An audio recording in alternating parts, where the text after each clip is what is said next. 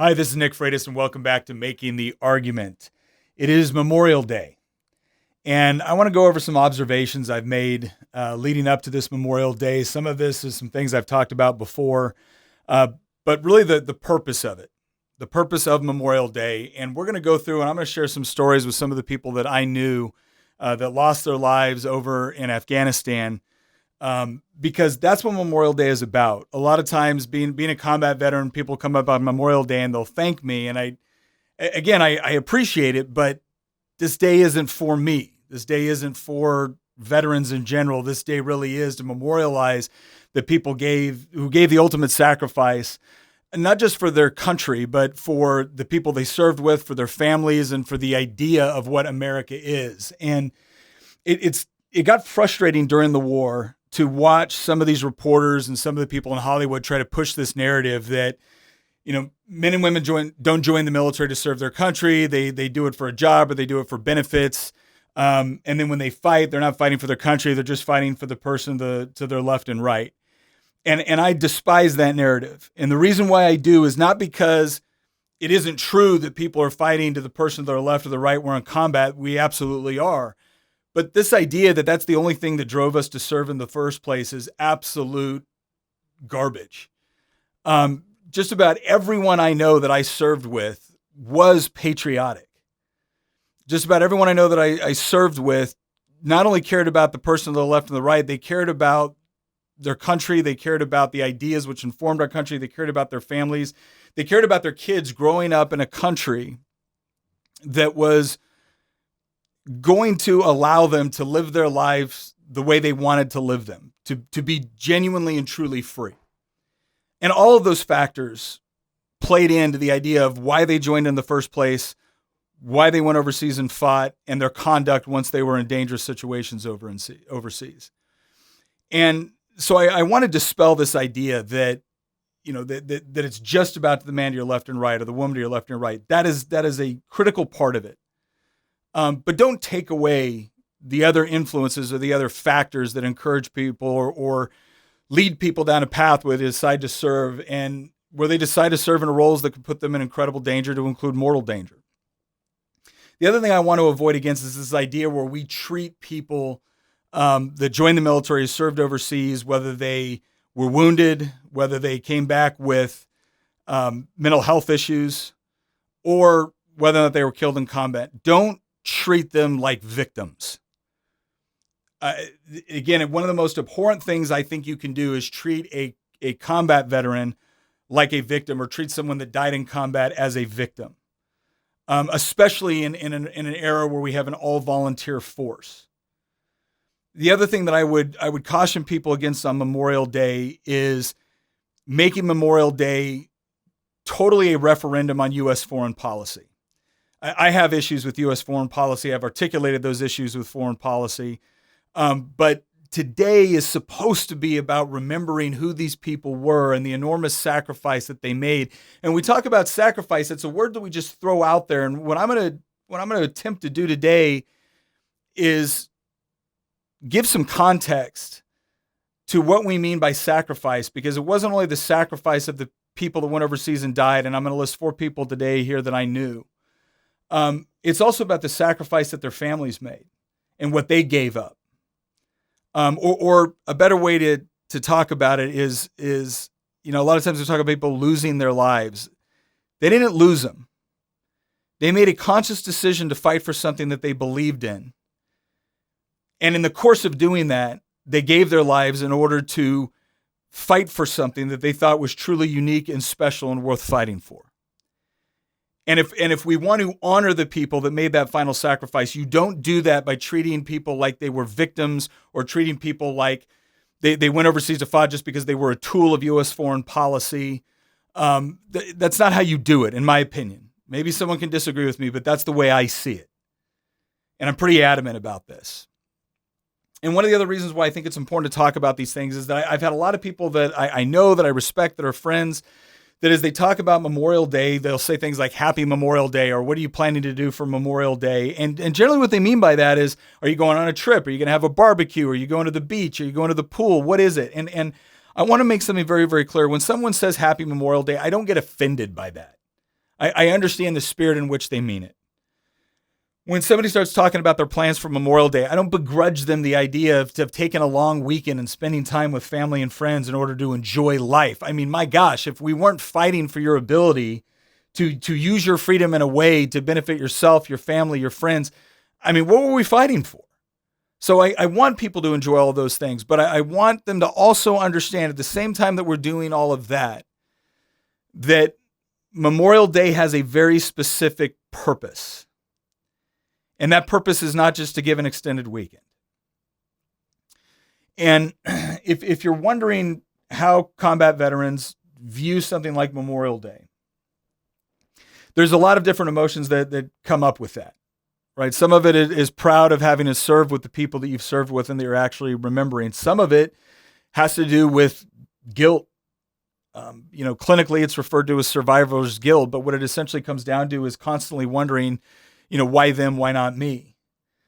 And I think one of the things that we struggle with, and then honestly that we should struggle with, is that when we found ourselves in a situation where we went to combat and we lost someone that we cared about, or if you're a citizen that just appreciates that somebody went and fought for you and gave up everything as a result of that, the best way to honor those people is to live your life in such a way that brings honor to the sacrifice that they made. The way I've referred to it before is I want to make sure that not just my kids, but the kids of friends that I lost grow up in a country worthy of their sacrifice. And so I want to talk about some of the people that I knew and who they were, not just in the sense that they were someone that died in combat, but who they were, because that illustrates the sacrifice that was made. Now, when 9/11 first happened, I was a light infantryman. I was stationed over in Hawaii. I was about as far away you could get from New York City as possible. But I remember them coming to us and telling us that 9/11 had just happened, that the planes had flown into the World Trade Center. And at first, there was this idea of disbelief. There's this, we thought it was maybe part of like a training scenario narrative that they were telling us in order to go to the next phase of what we were about to do. And I'll never forget someone sitting there in Hawaii really early in the morning and saying, "Are you serious?" And our platoon started saying, "No, we're serious. This actually happened. If you've got any friends in New York City, if you've got any family, you might want to call." And we did. We had some guys in our platoon with family in New York City. I didn't have friends in New York City at the time. And so they were able to leave, get a phone, call somebody to try to make sure that their family was okay. And we got pulled out of the field. And when we got pulled out of the field, that was the first time I came back and I got to actually see the news reports. And we went into a stage in the 25th Infantry Division and over in Hawaii where we started, guarding different infrastructure within the island and whatnot. And we all knew that war was coming. We weren't sure exactly where. We all knew it was coming. And I remember watching one of the first news reports I got to see when we actually went into Afghanistan, and two people that I knew from Ranger Battalion were killed on a mission to go rescue another service member. And the two people that were killed there was Mark Anderson and Bradley Croce, two of the earliest casualties we had in the war in Afghanistan. And Bradley Croce I had gone to basic training with. I'd gone to infantry basic training in Fort Benning, Georgia with. Mark Anderson I had gone to Ranger School with. And that's the part where it hit me, where it was no longer just my country that had been attacked. But that's where it started to get personal. And that's where I started to feel guilty that here I was in a unit where I hadn't deployed yet, and yet I had people that I knew that were dying overseas.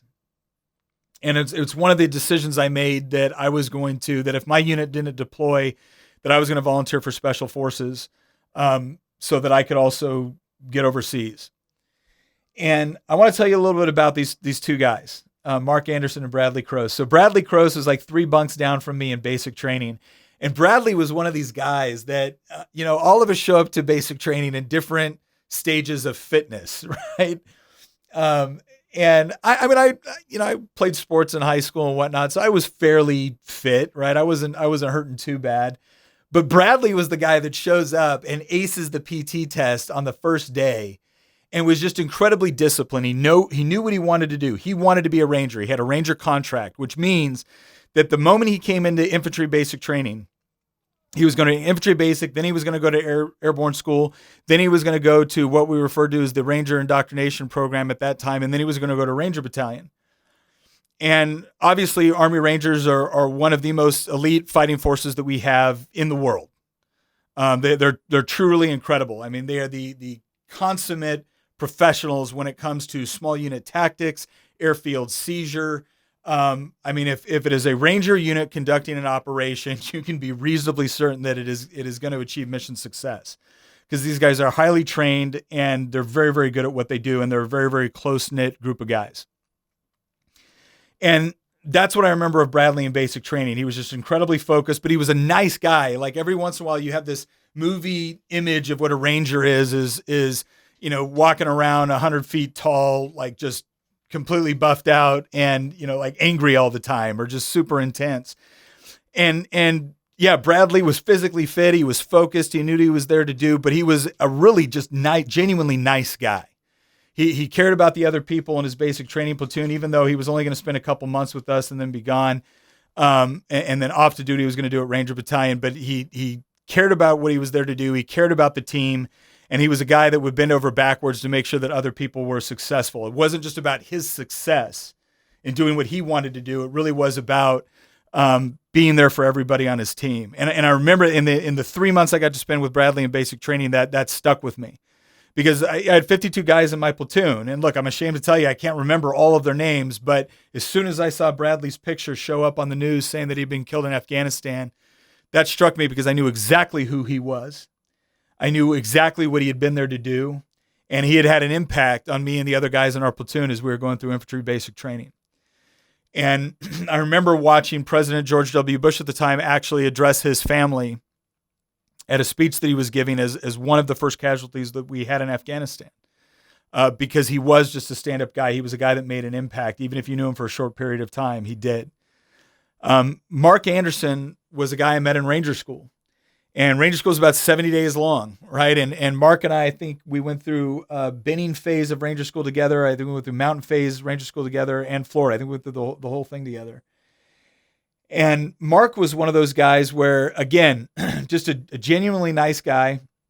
And you got to understand, if you're going to Ranger School from Ranger Battalion, most guys that go through Ranger School don't make it through, period. And definitely most guys don't make it through on their first try. They get recycled and have to go through other phases. And Mark was a guy that came to the Army a little bit later. Like, I enlisted right out of high school. Bradley enlisted right out of high school. Mark had actually done some other things, but his father had been in the military, and his father had conducted some just incredible, some of the special operations missions you read about in Vietnam. Mark's father had been a part of that, and part of him joining the military was as a tribute and an honor to his father. And if you go to Ranger School as a part of Ranger Battalion, you don't come home without that Ranger tab. I mean, you get hurt, you recycle, you stay, you go back through. I mean, whatever it takes, you're going to graduate Ranger School. And that was Mark's mentality. But Mark was another one of those guys that, it wasn't good enough just for him to get through Ranger School. He wanted everyone he was going through with to get through as well. He saw that as his team. And again, Ranger School is one of those environments where people come from units all over the military, all over the Army. And then, you leave, and a lot of times you don't see each other again, or you might see each other later on in your career. But Mark was a guy that had joined the military because he loved his country, because it was a tribute to his father. He had went to Ranger School because he wanted to carry on that legacy. He wanted to be a part of that larger family history. And he and Bradley were both in the same operation when both of them were killed. And I remember thinking about that. And again, there was an element of tragedy to the idea that, Mark had family members that had done all of these operations and come home, and Mark Dennett. But I also know that Mark was very proud to carry on that tradition as part of his family. And all of us that knew Mark were incredibly proud to have known Mark, and were better for it. Two other guys I want to talk about. Guys that I went through training with, that I served in combat with. One guy I went through training with, Jeremy Wright. He was one of the first guys from 1st Special Forces Group, which is where I served, to die in combat. Sergeant First Class Chapman was it was Master Sergeant Chapman was, I believe, the first guy from 1st Special Forces Group to die in the War on Terror. But Jeremy was one of the first from 2nd Battalion, 1st Special Forces Group. He was serving over in Afghanistan. And Jeremy was another one of these guys that he didn't join the military right out of high school. He had actually been an incredible athlete. And he was really quiet about it. Like, you would never know this about Jeremy unless you were really pressing him about it or someone else told you. But he had like state championship records. He had records in college on cross country and all these other things. An incredibly smart guy. Like, just, I mean, we had a lot of smart guys in SF, but Jeremy was one of those guys that stood out that was just incredibly, his intellectual prowess was incredible. And just a very soft-spoken guy. And we went through the qualification course together, and then we were in the Thai language course together. And for those of you who are wondering, is Thai an easy language to learn? For most of us, no. For Jeremy, a lot easier because, again, he was just an intelligent guy, and he was always willing to help out other people. And when we got to first group together, we went to different battalions, and he was over there in Afghanistan. And I remember hearing the report that Jeremy had been killed in combat. And again, this was a guy that had, he had a lot of other options in life. There's this idea sometimes from some of these elites where it's you join the military because you don't have anything better to do or you don't have any other economic prospects. Well, first of all, that's garbage on every level. But when you look at the opportunities that Jeremy had, he was already, had already gone through college. He already had these, he joined because in part of 9/11. He joined specifically because he felt a call to service and he gave up other opportunities in order to serve his country. And then when he chose to serve his country, he didn't necessarily go into the field in the military that would have given him the most, economic bang for his buck based off of what he had done in college. He went into special forces. And we had a program at that time that they had brought back where you could enlist in the military specifically to go to special forces. It had been that way earlier on in the history of SF, which goes all the way back to, theoretically goes all the way back to the 40s. And they had this program for a while. They got rid of it. They brought it back during the War on Terror, and that's what he chose to do. And he chose the unit that he knew was going to immediately send him into combat. And if you understand about how Green Berets operate, we operate in 12-man teams. Everything is by, through, and with the local population. So a lot of times on the combat operations that we go on, there's more indigenous forces than there are Green Berets. Even if, we operate as a full 12-man team, we might have a 30-person or a 50-person. I mean, one SF ODA, doctrinally can train and advise and go up on combat operations with a battalion's worth, which is roughly around 500 people of indigenous forces. And he was one of those guys on that cutting edge doing that. And again, it was one of those things that hit us all because it was completely unexpected. Not because we didn't understand that going into combat obviously can produce casualties, but it's always that moment of pause when this isn't someone that was just in another unit. This was someone that and that you went through training with. And again, Jeremy was a great guy. And he, again, just like Mark and Bradley, he deserves to be remembered for everything within his life, not just that sacrifice, everything that brought him up to that point where he voluntarily chose to be put in a position where we would have to sacrifice. All of that deserves to be remembered. All of it. And then the final guy I want to talk about, and we'll probably clip to a Memorial Day event I attended back in, I think it was 2015 or 2014. But I'd been asked to speak by my local VFW and my local American Legion unit. They said, would you be willing to give the Memorial Day address at the National Cemetery that we have here in Culpeper? And I had never done this before, and I wasn't sure exactly what I was going to talk about. But I decided to talk about Dehan Park. And him and his brother were both in special operations. They were both adopted. This was their adopted country. And both of them ended up dying in service to their country. But Dehan I had actually served with on ODA 1333 in Iraq in 2008. And Dehan was an 18 Echo, which was our communications guy. And I had gone to Bangladesh with him. I'd gone to Thailand with him. I'd gone to Iraq with him. We knew each other. We had barbecues together. We would share parenting tips. And Dan was really into chess as well. He got us all kind of addicted to playing chess Whenever we had some downtime in Iraq, we were part of this like chess league that we would do. And Dejan was very intense about it, and really good chess player. He's much better than me. In fact, anytime I would beat Dejan, that was a good day because it didn't happen very often. But I just want to share some stories too about Dejan. I remember we were about to ship out, or we had just gotten, I think we had just gotten back from our tour in Iraq. And I had had this issue where my oldest daughter, Lily, at the time, she was like 5 or 6 years old, and she had gotten mad at her mom. She got mad at Tina, my wife, and she had said something like, I wish you weren't my mom. And I remember getting home and Tina told me about that. And I said, I'll take care of this. And so what I did is I had Tina, I said, you're going to go over and spend the night at our friend, Anthony and Janelle's house. You're going to go spend the night over there. So just pack a bag and go over there. And so she packs a bag and she goes over there, and Lily comes walking in. She goes, where's mommy? I said, well, you said you didn't want, mommy to be your mommy anymore. So mommy's gone now. And Lily got really upset and started crying and whatnot. And I said, well, do you want to call mommy? She goes, yeah. So I pick up the phone. I call Tina. I'm like, Lily's about to call you. Don't answer the phone. So Lily calls. Tina doesn't answer. Tina doesn't answer the phone because I won't let her. And then Tina comes back the next day, and Lily is just like crying and hugging, and I'm so sorry. And I'm telling Dejan this story, and Dejan's like, funny you should mention that, because he had a similar situation where his daughter, who's a total sweetheart, but his daughter had been disrespectful to, his wife, Maya, and he did the same thing. He's like, go pack a bag. So he has her pack a bag, and she packs a bag, and he goes up and looks at the bag. He goes, no, I paid for that. I'll let you have this.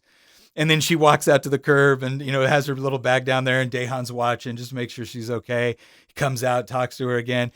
But essentially it was the same thing, but here it was like just two guys, and, we're Green Berets, and we're highly trained in the whole deal. And we're sharing these stories about, how much we love our kids.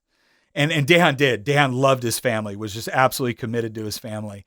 But sharing these stories about different ways that we're bringing up our daughters, and we're trying to train them to, be respectful to their mothers and to be kind. And again, his kids are just wonderful people, and his wife's a wonderful woman.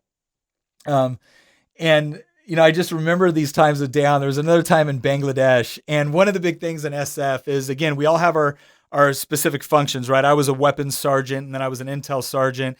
Dan was a communications sergeant. You have medics, you have engineers, you have your warrant officer, your captain, your team sergeant, et cetera. Well, the big joke with the commo guys was the 18 Echoes. They took a lot of pride in the fact that they could get comms no matter where you were. And they did a lot of education on how to get communications no matter where, using wave theory. And we're in the middle of nowhere, Bangladesh, right? We're on the Burmese border. And Dejan is just adamant that him and his other Echo, Chris, they're going to make comms with Oki.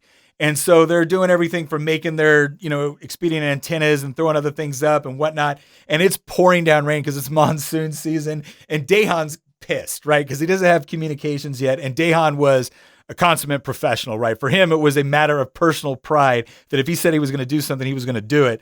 And so he was out there for hours. And I remember when he finally gets comms, because we're giving him crap the whole time, right? We're like, hey, Dejan, is it sunspots, man? Right? Because that was the big, anytime they couldn't get comms, like, it was sunspots. Because the sun and interferes with radio waves and the whole deal. But that, each MOS had their little joke on why they, couldn't do what they were supposed to do, or why something wasn't working, whether it was a weapons thing for the Bravos, a medical thing for the commo guys, if it was an explosives things for the engineer, but for the commos guys, sunspots, right? So we're giving him crap about it. And when he finally got comms and he's communicating, he's sending messages, and it was, we had given him so much crap. And then like one of these days in Bangladesh, it's his day to run PT. And we hated it. Well, I shouldn't say that. I hated it when Dejan ran PT because, again, Dan was a fit guy and he loved CrossFit. And I'm convinced that CrossFit was invented by people that love to work out in order to destroy people that don't love to work out. And Dejan had these exercises he would have us do. And he'd use all these field expedient tools. And a lot of it was based off of things that you would have to do in combat, whether it was carrying people or equipment, or, shooting, moving, and communicating, or getting behind cover, or whatever it was. But Dahan was going to run you to your physical limit. And that's what he did. And I'll never forget when CrossFit started doing their hero workouts, and they would have a workout that was named after a fallen service member. And I went on, I saw they do that, and I found Dahan's workout, and it was brutal. It was a brutal workout. It was so brutal that you had some of these guys that didn't know Dahan, weren't service members, going, this seems dangerous, and does anybody really do this? And all of a sudden, a ton of us flooded in who knew Dahan and were like, look, we know Dahan, and yeah, because he made us do this crap, and it is doable, and it sucks, and it's hard, but it will make you better. And that was a way to sum up Dahan, is Dahan would push you to your limits, but Dahan would make you better. I had the privilege of doing a memorial resolution for Dahan and his brother in the Virginia General Assembly. Because he was just that guy where the greatest compliment I could ever receive and the greatest compliment I could ever give somebody else was not, a medal that you would get or something like that. The greatest compliment I could ever receive, or that I could give to anyone else, was if I had to do it again, if I had to go into combat again, and if I had to go into one of those situations, would I want you there with me? Could I trust you to be there with me? And I'd go to war with Dahan anywhere. You could always trust Dahan to have your back, to do the right thing, to remain calm, cool, and collected in intense situations, because I saw him do it time and again. But with all of these guys, we shouldn't just remember their exploits wearing the uniform. We need to remember who they were as the total person. That's why I talk about Dahan not only as a soldier, as a Green Beret, but as a husband, as a father, as a person, because there was a lot of things to learn from Dahan that went beyond just being a better operator. And that deserves to be remembered too. And so the challenge that I would give to all of you is, as we look at Memorial Day, is not to go around like feeling bad. That's not it. But just take a moment, do the barbecue, take your kids on a vacation, do all of those things. We fought for that. They fought for that. But take a moment at some point during that long weekend. Go to the Green Beret Foundation website, or just go look at the names of fallen service members, and don't just look at the name. Go find an obituary that really gives you just a little bit of insight, just a sliver of knowledge on who they really were. And don't just read it for yourself. Read it for your kids. And to the guys out there that have also served, that we have these friends, what I'd encourage you to do is don't just have a beer in their honor. I'm going to have a drink in their honor today. But take the time sharing their stories and who they were. And if you're in a position to reach out to their families or whatnot and check in on them, do it. Let their families know that we haven't forgotten, and forgetting is not an option. We're never going to do it. And not forgetting them means not forgetting their families. And making sure that they know, that their kids know, no matter where they are in life. I don't care if we haven't talked to you in years. If you've got a problem that you need help with, you message us, you pick up the phone, you call, whatever it is, and we're there. We're on a plane, we're there. Because the sort of bonds that are created in that environment, they don't go away. They don't leave when you leave the service. And the responsibilities involved with them don't leave when the person that you made that bond with dies. It transfers over to their family. And it is our responsibility as the ones that knew them to make sure that they're remembered. And I don't care if you've got to pick up your phone and do just a quick tribute. Someone that you knew, someone that you served with, tell a little bit about their story and post it. Make sure that it is somewhere forever. Make sure that the memory of them is not lost with us. And as painful sometimes as it can be to talk about it, the story needs to be told. Because when you have a generation of kids growing up in an environment where they are able to live in a country which offers a certain degree of prosperity, security, and freedom that is unique in all of world history, they need to understand the price that was paid in order to achieve that. The price that will need to be paid by future generations in order to maintain it and advance it to others. And sharing those stories and understanding the nature of that sacrifice, that the nature of the sacrifice was not a moment in time where they decided to go into harm's way and they lost their life. That is one moment of a larger sacrifice that they made and that their families made. And we do have a responsibility to be able to share it. And to not just remember it with a sense of sorrow, but to remember it with a sense of pride that such people lived, and we had the fortune and the privilege to know them and serve alongside them and become better people as a result of the impact that they had with us. So for Memorial Day, to everyone that paid the ultimate sacrifice on behalf of their country, their ideals, their friends, and their family, thank you. You are not forgotten. Your families are not forgotten. They never will be. And we will continue to tell your story in order to strengthen and ensure that your kids, our kids, grow up in a country worthy of your sacrifice. Deo presso liber. Thank you.